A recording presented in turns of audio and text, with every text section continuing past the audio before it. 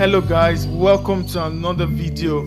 It is Creative Wednesday and I'm your host Creative Joe. If you're new to this channel, please do subscribe and don't forget to tap on the notification bell below. For today's video, we'll be learning how to start a t-shirt printing business with cheap equipment. Yes, you heard me, cheap equipment.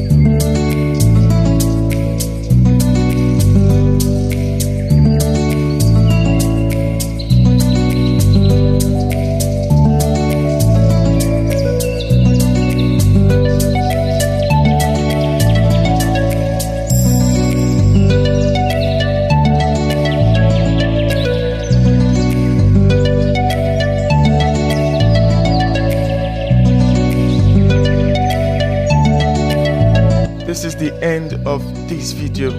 If you learned something, please tap on the like button. If you have any questions, don't forget to comment. And also, if you're new to this channel, please subscribe and tap on the notification bell. Till we meet next time, it is okay to be different and creative. See you.